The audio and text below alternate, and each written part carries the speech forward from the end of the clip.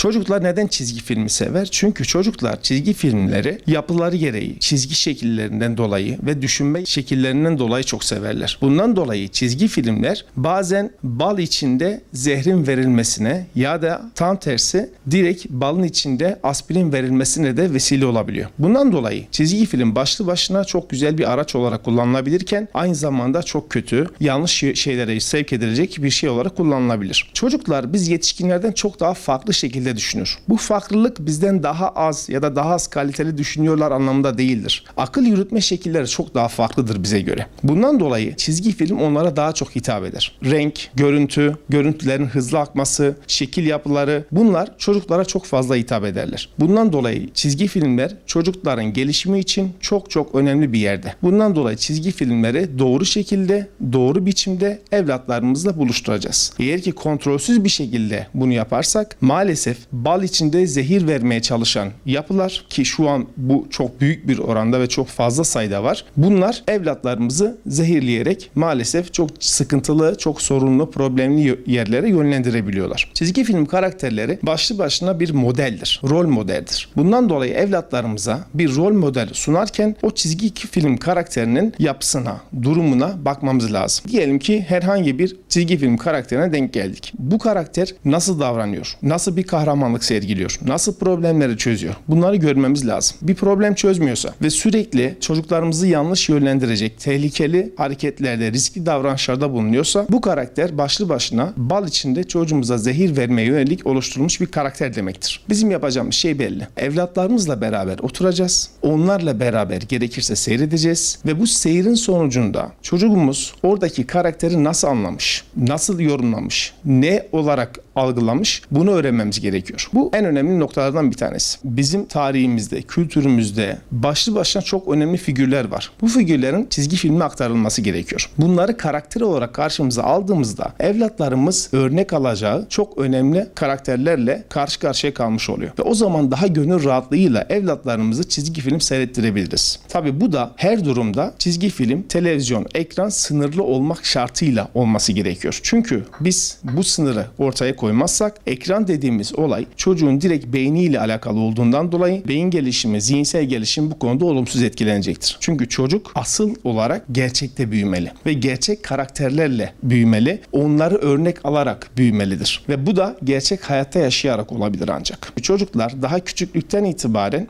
beyin gelişimleri hızlı bir şekilde gelişir ta ki 14 yaşına kadar. 14 yaşında çocuğun beyin nöronları, beyin sinir hücreleri herhangi bir yetişkinin beyni gibi görünür. Yani artık 14 yaşında neredeyse kendini tamamlamış bir beyinden bahsederiz her açıdan. 14 yaşına kadar yeni beyin nöronları üretiliyor ve bunlar arasında bağlantılar kuruluyor. Bundan dolayı çocuklarımız fazla yaşantı zenginliği elde ederlerse bu beyin nöronları ve aralarındaki bağlantılar hızlanıyor. Çok hızlı bir şekilde güçleniyor. Özellikle 0-14 yaş arasında pasif bir hayat, doğadan kopuk bir hayat, insanlardan kopuk bir hayat çocuklarımızı maalesef geriye doğru iter.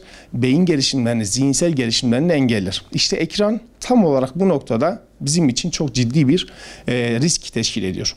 Çünkü ekran pasif bir hayatı getirir. Çocuğun bütün gün başında durmasını gerektirir. Haliyle bu da çocuğun beyin gelişiminin olumsuz etkilenmesine neden olur. Çocuklarda iki temel yaklaşım vardır. İki temel kavram vardır. Bu kavramların bir tanesi yapaycılık, diğeri de animizm. Yapaycılık ve animizm çocukların karakter gelişiminde çok çok önemli noktaya sahiplerdir. 0-7 yaş arasında çocuklar soyut şeyleri kavrayamazlar. Animizm dediğimiz şey canlı olmayan şeylerde canlıymış gibi şeyler düşünmek. Örneğin bir kapıya çarpar ve kendisi kapıya vurur, kapının canı acısın diye vurur. Buna animizm deniyor. Yapaycılık da bir doğa olayının örneğin diyelim ki rüzgar. Ağaçların dallarını sallamasıyla oluştuğuna inanır mesela. İşte bu bahsettiğimiz çizgi film sektörü bu iki temel kavramı çok iyi bildiğinden dolayı çocuklara bir şeyler aktarırken animizm ve yapaycılık kavramlarını kullanarak yapıyorlar. Ve bu da çocukların tabiri caizse iliklerine işliyor. Niye? Çünkü tam yerinden yakalıyorlar ve çocuklara istedikleri şeyleri verebiliyorlar. Çocukların zihinsel gelişim durumuna göre bu karakterleri kendilerini bir şekilde özdeşleştirmesi sonucu ben artık falan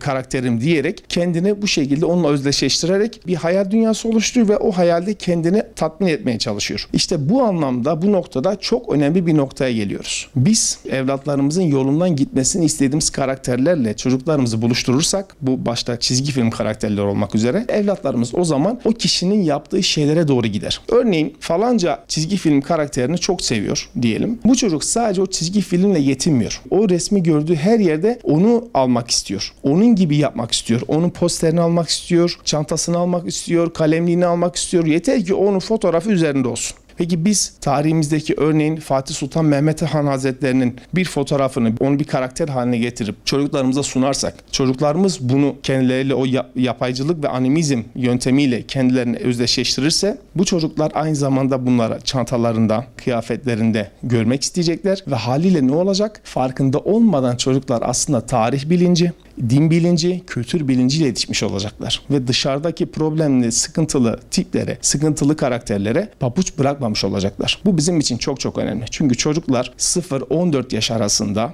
rol modele ihtiyaç duyarlar. O rol modele göre yetişmek isterler ve bu rol modele göre yetişmek istediklerinden dolayı biz evlatlarımıza rol model vermezsek birileri rol modeli verir ve kendi yolunda yürütür. Çocuk dediğimiz şey henüz yetişmekte olan bir meyvedir. Ve o meyveye biz toprağına, suyuna ne verirsek o olgunlaşmış meyvede onların tadını alacağız. Onların rengini göreceğiz. Ailelerimizi uyarmak istiyorum. Televizyon, tablet, telefon hepsi için söylüyorum. Sınırlı kullanmak şartıyla izin verilen şeylerdir. Bu yetişkinler için de böyledir aslında. Bundan dolayı en başta çocuklarımıza ve kendimize belli sınırlar dahilinde ekranları kısıtlamamız lazım. Evlatlarınıza ekranla olan ilişkisini bilin, neyi nasıl yaptığını bilin ve mümkün mertebe ekranlarınızı oturma odası, salon gibi yerlerde, ortak yerlerde kullanmalarını sağlayın. Tek başlarına olduklarında yanlış yöne yönlendirilmeleri çok olasıdır. Buna çok dikkat edin.